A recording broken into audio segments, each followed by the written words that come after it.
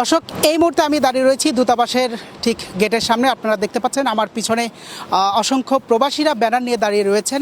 তারা আসলে দূতাবাসে তাদের স্মারকলিপি পাঠিয়েছিলেন, কিছু দাবি তারা জানিয়েছেন দূতাবাসের কাছে।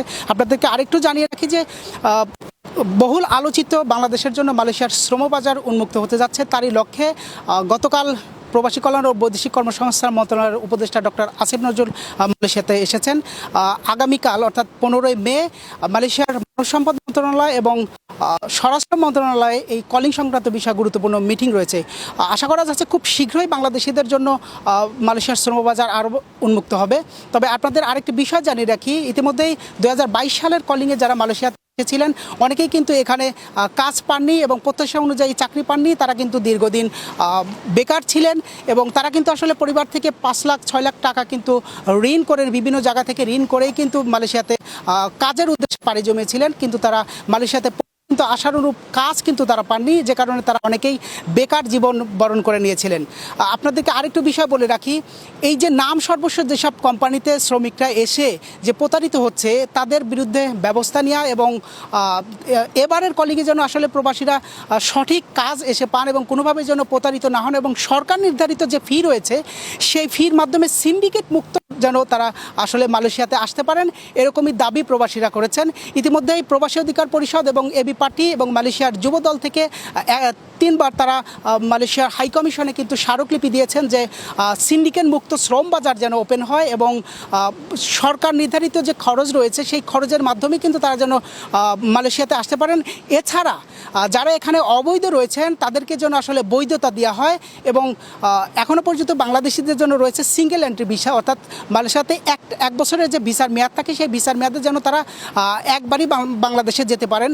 এই থেকে সরে এসে যেন এই সিঙ্গেল এন্ট্রি ভিসা থেকে সরে এসে যেন তারা আসলে মাল্টিপল ভিসায় যেন তারা পান, সেই বিষয় নিয়ে কিন্তু এবং সিন্ডিকেটমুক্ত শ্রম বাজার, অবৈধ অভিবাসীদেরকে বৈধতা দেওয়ার নানা দাবি সহ কিন্তু তারা দূতাবাসে এসেছিলেন। এবং আপনারা জানেন যে মালয়েশিয়া বেসরকারি একটি প্রতিষ্ঠান রয়েছে ইএসকেল, যারা প্রবাসীদের পাসপোর্টের সেবা দিচ্ছেন। এই প্রতিষ্ঠানের নানা অনিয়ম রয়েছে, প্রবাসীদের হয়রানি রয়েছে। এই প্রতিষ্ঠান বন্ধ হয়ে দূতাবাসের মাধ্যমে যেন প্রবাসীদের পাসপোর্ট সেবা দেওয়া হয়, এই দাবি আসলে তারা জানিয়েছেন। আমি সরাসরি আসলে কথা বলতে চাইব, যে তাদের অবস্থান আমি জানার চেষ্টা করব।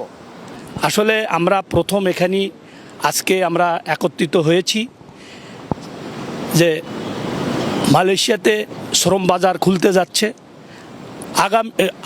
গততে যে সিন্ডিকেট হয়েছে ফ্যাসিস্ট সরকারের আমলে, সেই সিন্ডিকেটটা যেন এই সরকারের আমলে যেন না হয়। আমাদের বাংলাদেশের গরিব এবং মধ্যবিত্ত লোকজন যেন কম পয়সায় মালয়েশিয়া আসতে পারে। সিন্ডিকেট মুক্ত আমরা এখানে শ্রম বাজার চাই। শহীদ রাষ্ট্রপতি জিয়াউর রহমান বাংলাদেশে জনশক্তি রপ্তানি শুরু করেন। তিনি মনে করেছিলেন যে বাংলাদেশের এই জনশক্তি একটি জনসম্পদ। পরবর্তীতে বেগম খালেদা জিয়া মাননীয় সাবেক প্রধানমন্ত্রী এটাকে একটা আলাদা মন্ত্রণালয় করেন, প্রবাসী কল্যাণ মন্ত্রণালয়, প্রবাসীদের সুবিধার্থে। কিন্তু আপনারা জানেন এই বিগত স্বৈরাচার ফ্যাসিস্ট সরকারের আমলে কতিপয় রাজনৈতিক দুর্বৃত্ত একটি মাফিয়া সিন্ডিকেট চক্র তৈরি করেন। এই মাফিয়া সিন্ডিকেট চক্রের মাধ্যমে তারা সমস্ত আমরা যারা বিদেশে শ্রমিক প্রেরণ করতে হয়েছে তাদের মাধ্যমে আমরা সবাই শ্রমিক প্রেরণ করতে হয়েছে এবং আমরা প্রতি শ্রমিক প্রতি তাদেরকে অতিরিক্ত অর্থ বাবদ 1,50,000 থেকে 1,60,000 টাকা তাদেরকে প্রদান করতে হয়েছে। আমরা আমাদের দাবিটা হলো এই, মালয়েশিয়া যেহেতু 14টি কান্ট্রি থেকে শ্রমিক তারা আমদানি করে থাকেন, বাংলাদেশ থেকেও যেন একই নিয়মে একই প্রক্রিয়ায় শ্রমিকরা আমদানি করেন, এটা আমাদের দাবি সকলের। যেহেতু সমস্যাটা তাদের, শ্রমিক তাদের দরকার, আমরা শ্রম দিতে আসবো যদি আমরা সকল নিয়মকানুন, সরকারি নিয়মকানুন মেনেই আমরা আমাদের শ্রমিক পূরণ করতে চাই। তো আমাদের দাবি যেন সকল নিয়মকানুন মেনে এবং আমরা যেন low migration cost, ethical migration cost যেটাকে বলে, আমরা যেন সরকারি নিয়মকানুন মেনে এথিক্যাল মাইগ্রেশন কস্টের মাধ্যমে সকল এজেন্সির জন্য বাজারটা যাতে উন্মুক্ত হয় এবং সবাই যাতে সমানভাবে পার্টিসিপেট করতে পারে, এই দাবি আমরা জানাই। আমি দীর্ঘ 30 বছর মালয়েশিয়া থাকি। এই ফ্যাসিস্ট সরকার শেখ হাসিনার আমলে বাংলাদেশের সাথে মালয়েশিয়া একটা সিন্ডিকেট করেছে। এই সিন্ডিকেটের মাধ্যমে লোক আসে।